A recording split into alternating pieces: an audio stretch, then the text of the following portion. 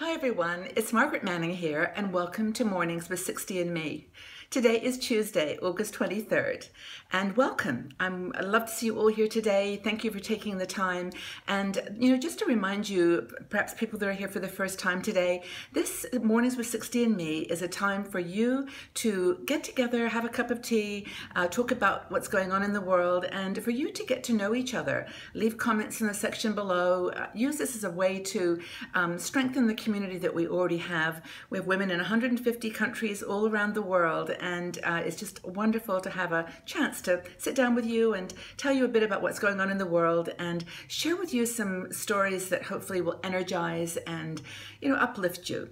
We need that in this crazy world that we live in today. So I have got my cup of tea this morning, and I've actually got a really cool blend. It's Swiss kind of herbs, and it's got linden and chamomile, all kinds of interesting cinnamon, interesting spices, and it's a really lovely minty tea, and perfect for a Tuesday.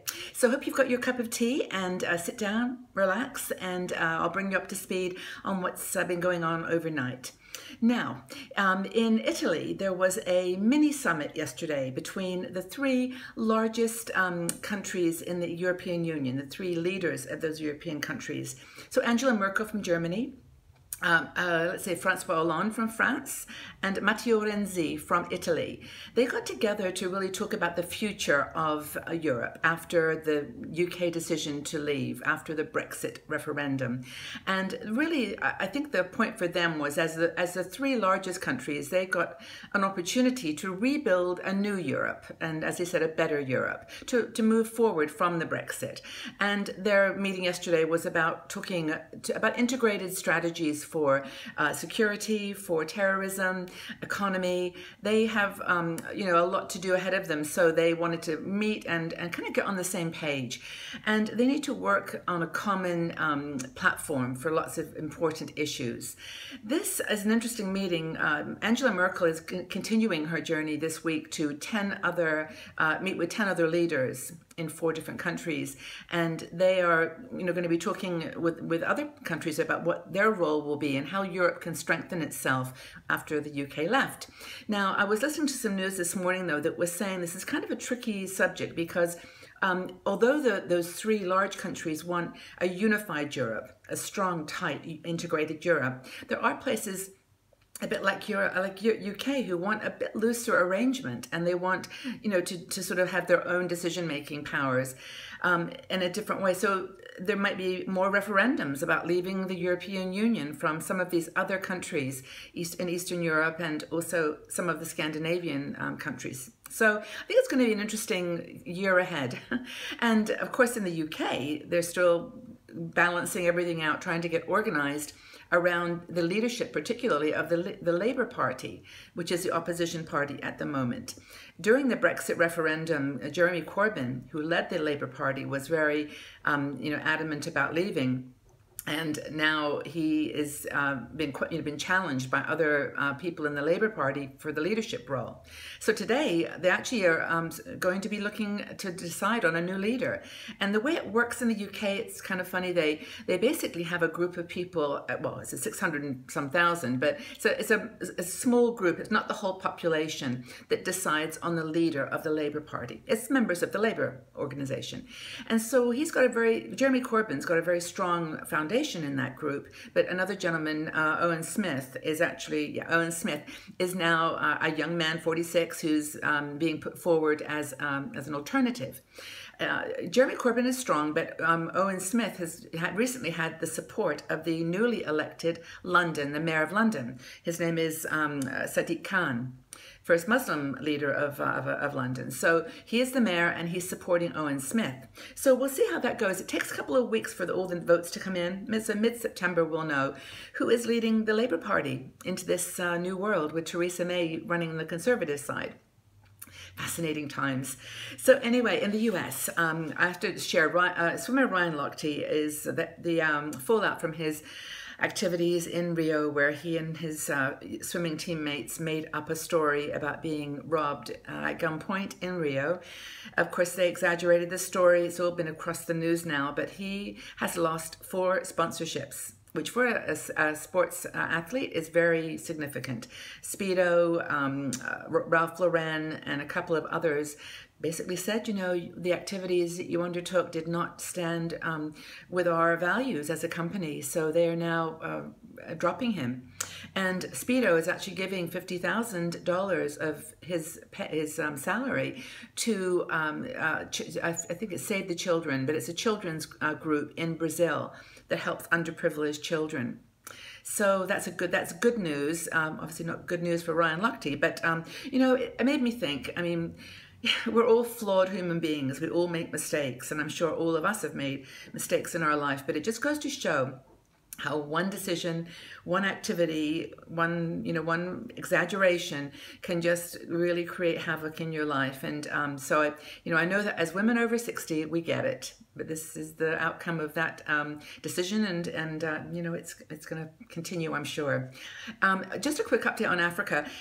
John Kerry, the Secretary of State for the U.S., is in Kenya this week. He's actually going to several countries, Somalia, Sudan, and trying to position the American role in these countries. Kenya's in the middle of an election, so they're looking to help stabilize that process so it's a fair, equal vote.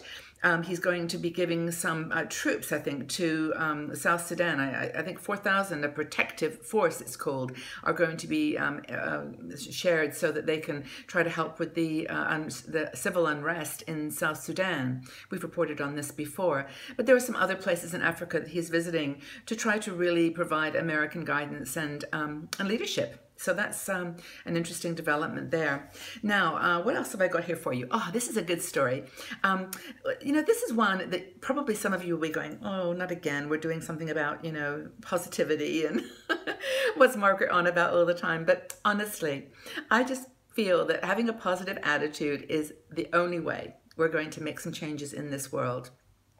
And I feel, listening to the conversations in our group, I feel like we've got it. We've got that spirit. So I found a cool site. It's called powerofpositivity.com. It's got all kinds of wonderful stories about positive activities and things going on in the news. And their sort of mantra, I love it, is say nice things, do good for others, everything comes back. And I think that's a nice life mantra. But the article I wanted to share was about getting rid of toxic things in your life. And they list 10 different things, and we've written lots of articles about these things, but let me just go through them one more time and see if you have any of these in your life that you need to let go. I can think of a few. So first thing to let go of is toxic people, people that don't uplift you. Second thing is regretting past mistakes. Get on with it. Accept you made them and go on, move on. Number 3 is feeling the need to be right. Sometimes it's not as important as we think. Let go of that. Another thing to let go of is about feeling sorry for yourself. Life is tough, and I know a lot of women in our community are facing all kinds of challenges. And I try really hard to, present content on our website and Facebook that is for everyone. But there are some that, do feel sorry, and maybe that's a thing to let go of a little bit. Just move on. Another thing to let go of they talk about is negative self-talk. Don't do it. Be positive in your self-talk. Just like you talk to a child if you were helping them through a situation, positive self-talk is better. The need to impress others is another thing they say to let go of. Totally agree with this one. And I think most women that I've spoken to in our community feel they understand this. There's no need for anyone else to impress anyone else now. We just impress ourselves. We do what we like. And, just be kind and gentle, but be positive about ourselves. The other thing they say to let go of is self-limiting beliefs. Similar kind of lens, but it's looking at the world through, a yes but rather than a yes and.